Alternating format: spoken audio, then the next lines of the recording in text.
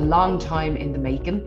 Very good. I'm constantly working on my own personal and spiritual development. It's something that I will be doing for the rest of my life. People often say to me, when am I going to know it all? When will all of this be healed and fixed? And I'm like, never. We just get ourselves into a position where we're able to handle things far better. So I suppose I came from humble beginnings and very challenging childhood. And I worked really hard to make sure that I was in control of my future and that I was going to have the lifestyle and the life that I wanted to live. So I've been working for many years, since I was a child actually, to forge out the version of who I am today. And I have no problem in sharing all the information that I learned along the way with other people. Very good. And what were you like as a child? As a child, I would have been very, very outwardly confident. And I suppose I was thrown into a lot of hot water. So it was sink or swim kind of situation. So I would have been very confident. I like in the last number of months since my mum passed away, I would have been in touch with a lot of people from my childhood and my past. Very And good. they've been telling me that from the age of, like, literally since I could speak, that if I saw something that I didn't like or that I didn't agree with, that I would call it out immediately. And it was actually my childminder from when I was 2. And I said, from when I was 2, Anne, I was behaving like this. And she said, yeah, Anne, that was on your mind. You just said it. And if you didn't agree with something, you were all right saying that too. She said, you always had a bit of oomph behind you, even as a baby and as a young child. So, yeah, I would have had a lot of false confidence going on back then. It would have been very outwardly confident, but not inwardly confident. Inwardly, I was dying inside, but outwardly, I put on a good show. And what were those inward traumas that you suffered during your childhood? Well, I definitely wouldn't be able to go into all that today. Oh, yeah.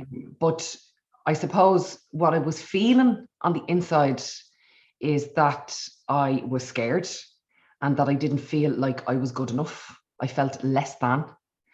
I was constantly questioning people's motivation behind behavior and mainly just walking around nervous. I was just nervous a lot of the time and not feeling like I fit in and that I didn't have a sense of belonging. I really struggled with finding a sense of belonging, but I have that now, thank God. Okay, we'll move on here. So we will. Thanks for that answer. And it's very true answer. You can see you were speaking from the heart. Yeah, I always do. Yeah. So moving forward to starting your business, what motivated you to become an inspirational speaker in September 2005? Yeah, well, I suppose it happened really, really organically, John. And in 2005, my son was born. And my son was born really, really ill. He had a disease called laryngomalacia. And basically what that means is that he had a floppy larynx and he used to forget how to breathe. So when my son was born, 2 days after he was born, we had to learn how to resuscitate Jamie if the worst ever happened. He also was attached to a monitor that was beeping 24/7 that let us know that he was breathing correctly. And then when the beeping would stop, it would pause for I think it was 8 seconds at the time. And then an alarm would go off to let us know that Jamie was no longer breathing. So the alarm went off many times. And luckily, he always started breathing again on his own. We actually never had to use CPR on him, thankfully. We would just arouse him and alert him. But I was intrigued. I always had an interest in medicine and how the physical body worked and the connection with the mind and the body. And I was intrigued as to what was going on for Jamie. So I went and I studied Reiki because I wanted to know how the energy in his body was working. So I know that, there are people out there who go off and study Reiki and become a Reiki master very quickly. But I took my time with it. And I used it, I suppose I approached it like a degree, and I did 1 level per year. So I took 4 years really studying the history and the technical element and the energy part of how Reiki actually works.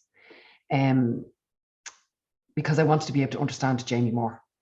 So through that experience, learned so much about myself, learned so much about my relationship with other people. Obviously, I was able to understand more what was going on inside Jamie's body.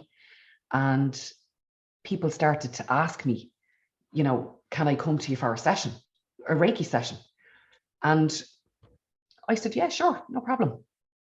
So as my confidence grew in how I was dealing with people when they would come to me, and they would be sharing very, deep personal stuff, I could identify with a lot of the people who were coming to me at the time. So as my confidence grew, I would say to my clients, I was stuck in that particular energy space before. And at that time, I did this particular piece of writing because I was writing, John, since I was very young. And I would share the questions that I would ask myself at the time with my clients. And I'd say, listen, do a little bit of writing around that and just see how you get on. And everybody loved it. Everybody loved it.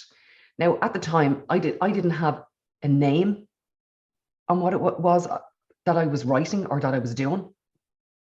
And I can recall the first person that, when they came for their Reiki session, inverted commas, very good, and we were discussing this writing. She'd been coming to me for a while, and all we did for the whole session was discuss the writing and what she had uncovered herself. And then the hour was up, and I said, I'm so sorry I didn't get an opportunity to get you up on the plinth.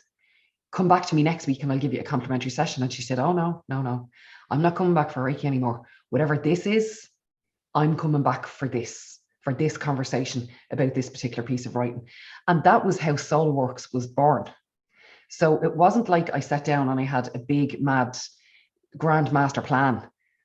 I didn't. It happened really organically. I was very much led by my clients. And how I actually became a speaker was a client of mine said, the information that you're discussing with me would be very, very useful for my team. Would you be interested in coming into my business and speaking to my team? And I said, sure, of course I will. And that's how that started. So I've gone by everybody else's lead, John. I've just done, if people ask me to speak or to help them, and I think that I can, I say yes. Fair play to you. And just moving on here, you have a podcast titled Soul Chats. What one lesson regarding podcasting would you like to share with the audience? Oh, great question, John. So how Soul Chats was born, obviously we had Solidworks, which is everything that I've put together over the years that I know about personal and spiritual development. And that's all in one space. And then the next derivative from that was a group that I put together called Soul Steps, which is daily spiritual practice and what we need to do to be able to keep our head above waters. And then came from that was, did I call that Soul Chats or Soul Steps? That's called Soul Steps. And then straight after that, then we branded the podcast Soul Chats because the biggest lesson that I've learned from podcasting is in order for it to be authentic and real and for people to get genuine value from that, we have to speak from our soul. If we're putting a mask on or we're trying to tell the interviewer what we believe they think we want to say or are false in any way, it's not going to be real. It's just real, because I only deal in real, John. So I suppose if I speak from my soul and I am open and honest, other people then feel safe enough to be able to meet me at that level. And if you've listened to the podcasts, everybody really does speak from their soul. And, I get emails from people all the time telling me their favorite podcast and that they learned a lot from it. So it's like, I suppose, people are sitting across from me at my kitchen table and we're just having the chats. And that, I think that really comes across in the podcast. Fair play to you and well done.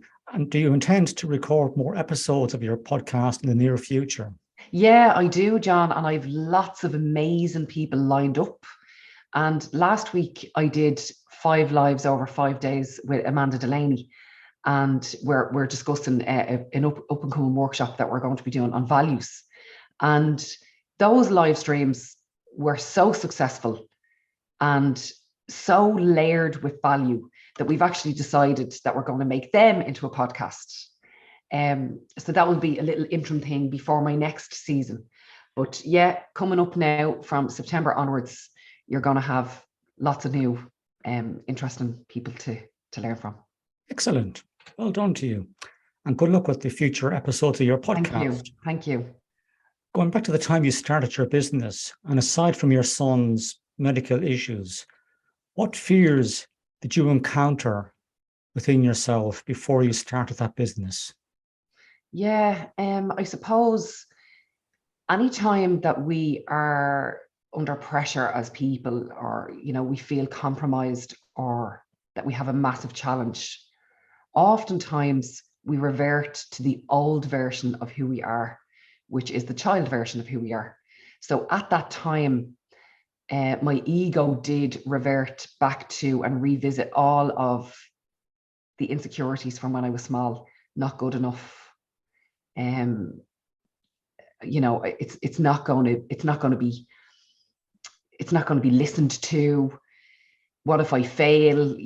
All of the normal stuff when you're having a fear-based experience. But luckily enough, John, I have a set of tools whereby I was able to tip into them, and I got a great piece of advice. I got a wonderful piece of advice, and it is, stop. Don't think about yourself in this instance. It's not about you. It's about them.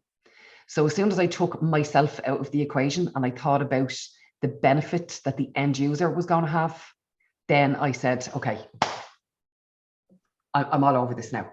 So I went full tilt, and it's worked out for me, thankfully.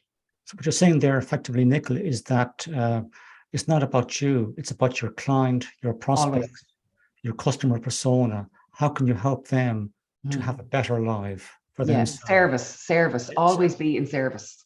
Great answer. Yeah, I agree with you there 100%. And having started your business, did any self-doubt or negative thoughts enter your mind, like saying to yourself, what have I done here? Have I made a mistake? Should I go back to full-time employment? So what were your fears, for example? Yeah, I suppose it was just the negative self-talk of not enough this, not enough that. It's generally not enoughness. And most people don't admit to that, but oftentimes that is people's greatest fear, is that they're not enough and that they will fail. But for me, I learned many years ago that FAIL stands for first attempt in learning. And through every perceived failure, there's always a learning. So we either win or we learn. So I've been in a very lucky, privileged position that everything that I've turned my hand to has managed to be a success. And then we just fine tune as we're going along. But even with my kids, when my kids are leaving the house, I tell them to fail. Don't be afraid to fail. Fail fast, fail forward, fail often, because it's through your failures that you'll have your greatest teaching, learning experiences. I think what you're saying there is that, there's no harm in failing, provided you learn from that failure. Don't take failure to heart. Don't let it get inside your head, and be prepared to stand up, learn from failure, and move forward again. Yeah. Don't personalize things, Yeah. I think there's a great book on that whole subject matter. It's called Mindset by Carol Dweck, where she talks about the fixed mindset and the growth mindset. And if you just take, say, some sports stars like Michael Jordan, the basketball player, he practiced and practiced and practiced to hone his skill set. He wasn't a natural basketball player. He had to practice to become the great player he was. Another example of that would be, say, the opposite example would be John McEnroe in tennis, where he had natural talent. And when he lost, he blamed everybody else except himself, because he didn't practice hard enough or well enough. Victim mindset. Correct, yeah. He had a fixed mindset. Yeah. And the same happens in schools too often, where teachers can get into a habit of praising children who get good marks in exams, but the child who's done average, or say who hasn't done very well, they feel down on themselves then. Teachers should be praising effort. Absolutely. And maybe that child's grades that they're receiving, that is their best. Yeah. That is their A. And also, you know, for me, I believe there's way too much focus on academia, because there's more than one type of intelligence. And my daughter, Charlie, is severely dyslexic. She's in the lowest 4th percentile in the country. And I tell her all the time, being dyslexic is a gift. And, you know, you're far more creative and intuitive than most people on planet Earth. And if you look at all of the, you know, the really massively successful people, lots of them are dyslexic. So she'll be fine. Yeah. And of course, the great organizations of this world, if you just take Apple, and we all consider Apple to be a very, very successful company, they've got there by learning from their mistakes. And owning, this is important, John, owning your mistakes. Correct, yeah. Do not try and sweep your mistake under the carpet or bury it. Hold it up and say, this is what I did. How can we learn from this and move on? Yeah. And what did you learn about yourself as a person by facing up to and overcoming your fears in life? I learned that I am one of the most resilient people I have ever met. I've had to have resilience, John, over the years. And I didn't realize that all of the challenges that I had as a child would actually help me in business. And I suppose just, I never give up. Like, I don't have it in me to give up. If I can't find a solution to the problem this way, I'm always willing to look at it from a different angle or somebody else's perspective. Tenacity. Oh, I'm tenacious, John. I'm like a dog with a bone. And I'm always raising the standards. I'm always looking at ways, especially from the back end, where people wouldn't see, from a processes point of view, from an SOP point of view, refining, raising the standard all the time. And don't be afraid to try something new. That's great. I think what you're saying there effectively is that you're a person who can, you know, take a constructive challenge and run with it. Yeah. But you also bring lessons from past experiences forward into your current activities. Absolutely. Everything is always transferable. Yeah. You also strike me as a person who thinks outside the box. I don't even acknowledge the box. Yeah. I don't see the box. Yeah. I think I stood on the box for a while and then I just kicked it away. Would you regard yourself as being quite a creative thinker? Yeah, I would think that I am a creative thinker. And I'm also very blessed, John, with the team that I have around me. They are also very creative thinkers. And what I love is that if somebody on my team does not agree with what it is that I'm saying, or a plan that I have, or an idea, they have no problem in saying, no, Nick, I don't agree with that. And these are the reasons why. And I'm always open to listening to their perspective. And I am only as successful as I am and as strong as I am because of the team that I have around me at the moment. I have the best team on planet Earth. They would move mountains. They treat every single client the way I treat my clients. They take everything as personally in my business as I do. And I'm only as strong as I am because of that. And do you think being able to delegate work has stood you well? Yes. Has allowed you to get out there and get in front of, you know, prospects and turn those people into clients? Yeah, well, I suppose Colin O'Brien gave me a fantastic piece of advice a couple of years ago. The business was going really well and we were starting to scale and it got really, really busy. And as a result, I had to start delegating. And I like things done to a certain standard. I like things done a certain way. And I was anxious handing that over to people because I felt like I was handing a child. You know, that's how I felt about it. I felt like I was handing over one of my children. But Colin O'Brien gave me a great piece of advice, and that it's this. When you're scaling any business, you have to be able to reduce your standards and have fluid thinking and reduce your standards by at least 15%. Now, that was a very difficult pill for me to swallow. And I still struggle with it sometimes. And sometimes I see things that, I would say, oh God, I might not have done it that way, or I might have done it this way, or God, next time we might get that a little bit better. I've learned to pull back. Sometimes getting stuff done is just okay. It is okay. But then we always reconvene and come back together. And especially after a big event, if we have a big event, we always get back together and say, how can we refine that going forward? And we're always improving our processes. So yeah, when you're scaling and you're handing over, let go by 15%. Otherwise, you drive yourself demented. Yeah. Would you be a person who lets perfectionism get in your way at times? I am a recovering perfectionist. So I used to strive for perfectionism in all elements of my life for many years. So when you're reared the way that I was reared, and there was a lot of stuff that was out of my control, when you get to a certain age, you try and control everything. So yeah, it was a very I had very low energy when I was striving for perfectionism, because there is no such thing as perfect. And you become a really big pain in the arse when you're trying to be a perfectionist to everybody else around you. So yeah, I've had to do a lot of work on myself over the years, John, with regard to perfectionism, because it doesn't exist, and striving for it will kill you. Yeah, I have a saying that practice leads to success, and the more you practice, the more successful you become.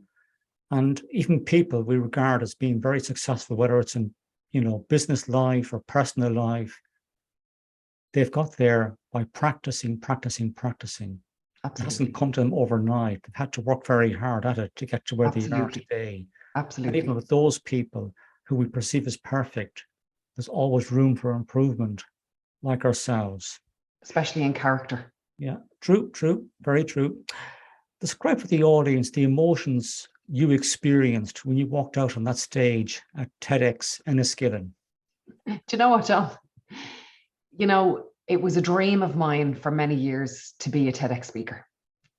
And I had applied 6 years ago, and I've applied many times in different countries, including Ireland. And I was declined each time. But I never gave up, and I kept going. And I knew I would get it eventually. If you hang around the barbershop for long enough, you're definitely going to get a haircut. But I knew eventually I would. And I knew energetically that whoever chose me to speak on their stage, that I would be very much aligned with their values. And Emma Weaver and I, the girl who got the license for TEDx Enniskillen, I actually have the bag here in front of me that she gave me. I knew that our values would be very much aligned, and I was very prepared. I didn't speak it out too much. I was very, very prepared in my mind, because I like to speak organically, John. I don't like things that are staged or polished, because polished is not real. But I suppose because I was very much determined about what my intention was behind the talk. My intention behind the talk is that somebody that I don't know would listen to my TED Talk, identify with my story as their story, and then they would go off and take a positive action for themselves and make the changes that they need necessary to live the life that they want. That was my only intention. And I knew that it would happen. I just didn't realize it would happen as quickly as it did.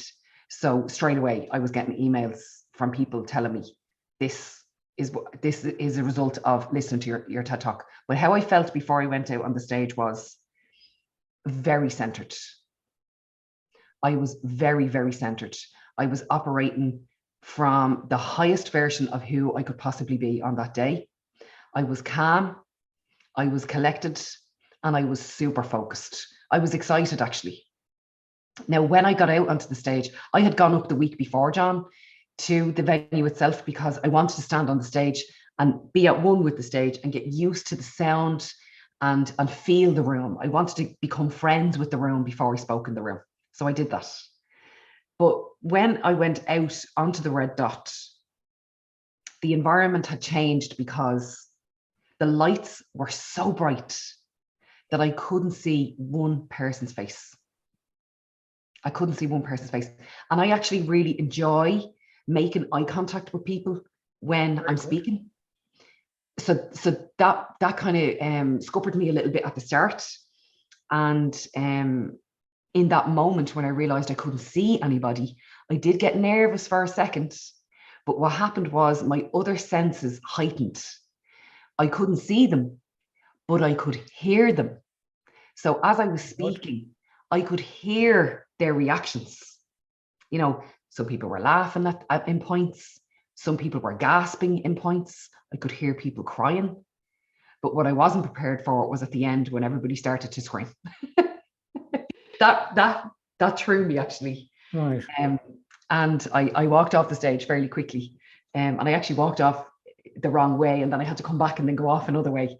I got a little bit confused. But no, I definitely felt, I never felt more centered in my life. And I knew what I was doing was a good thing. I knew that sharing because I'd never shared my story, John, to that level. I knew what I was doing was good. I knew that only good could come from that. And I had a really unusual situation for a couple of days afterwards. TED don't tell you when your talk is coming out. They don't let you know. So how you find out is somebody messages it and says, congratulations on your TED Talk. I've just watched it. So by the time I found out that it was released, it had already been online for an hour. I think there was 191 views on it at that stage and a couple of comments, which I was really blown away by on YouTube. And what happened for me was I said, oh goodness, I rang my team. I was like, I think we should just sit on this for a couple of days until I get used to it myself and watch it back before we release it out into the world. And then it started to grow legs, and then more messages were coming. And I was like, oh God, I can't stop. I can't control this. Do you remember I speaking about control? Yes. It was completely out of control. My story of the most intimate details that I'd ever shared before in my life was out in the world, and I had no control over that anymore. And that scared me. I did get a fright. So I was standing on shaky ground for about 2 days after that. And a friend of mine, Tony, was here last week. We were having a barbecue in the garden because the weather was so beautiful. And he took a phone call, and his friend said, who I know very well, his friend said, tell Nicola I said congratulations on her TED Talk. And what I hadn't factored was that people I know well that don't really know all of my story are going to listen to this, and now they're going to know that part of me.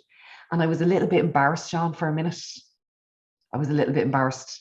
But then I said to myself, oh, I prefer if they didn't know that element of me, because I felt like people were going to treat me differently or treat me with kid gloves, and I didn't want that either. But it was uncomfortable for me for about 2 days, but growth only happens in discomfort. So I felt like it was labor pains and I was giving birth to something. But I'm okay with it now. I'm okay with it now.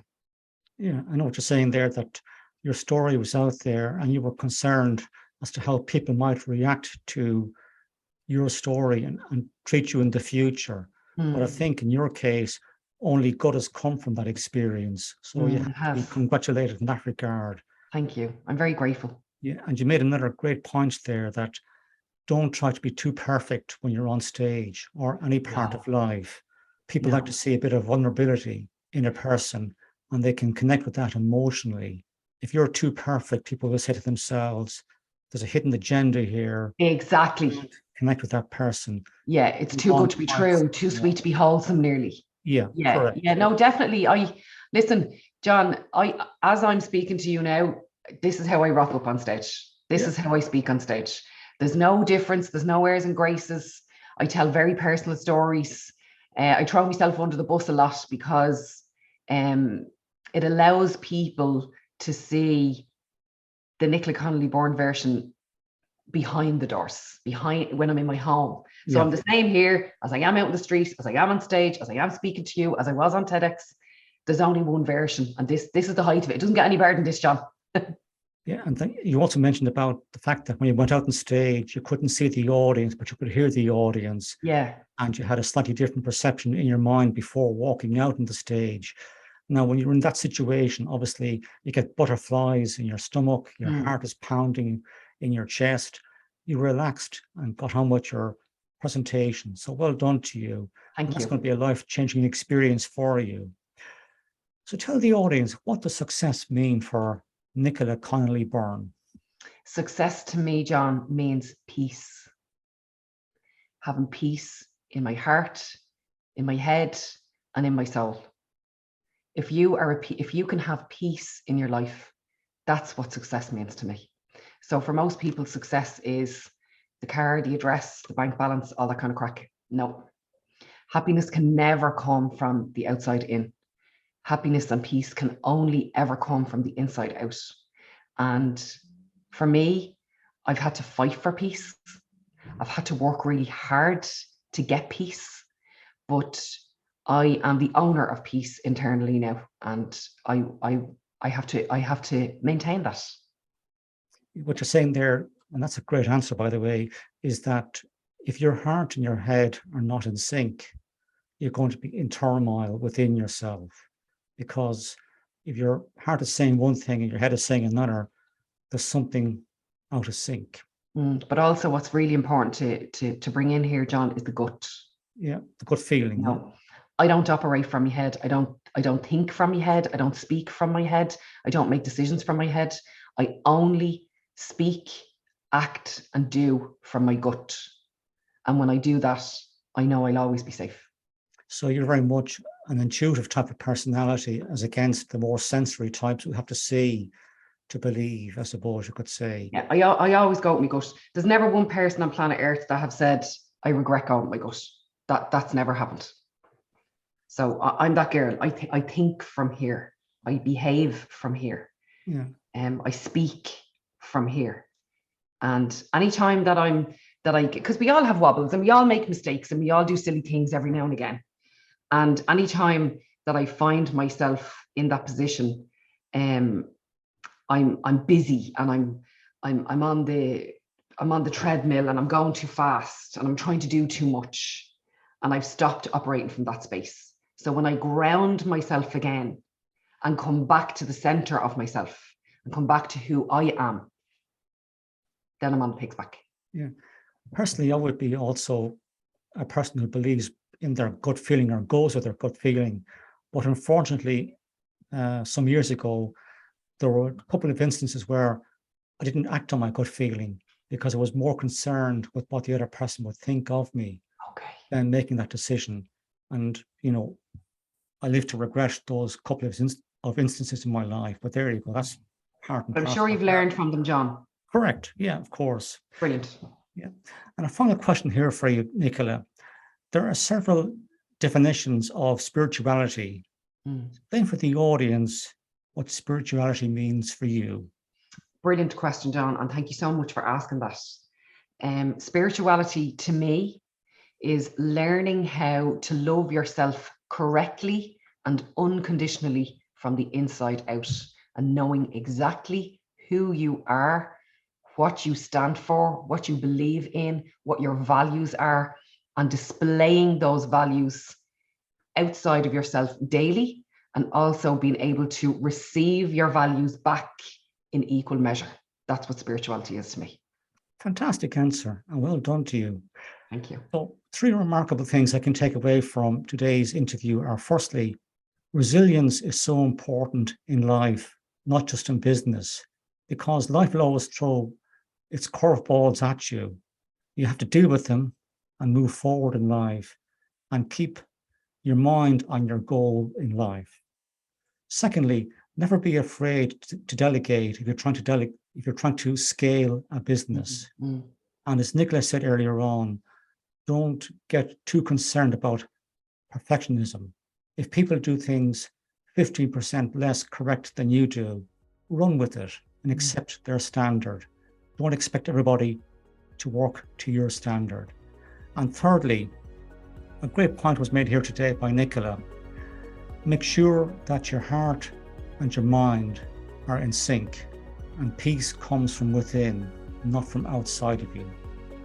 And have a spiritual being to believe in. Is there anything else you'd like to say to the audience before I let you go? John, any audience that I'm gifted and that I have a pleasure of speaking to, I just always say to them, be more of yourself. Be more you. We need more of you in the world.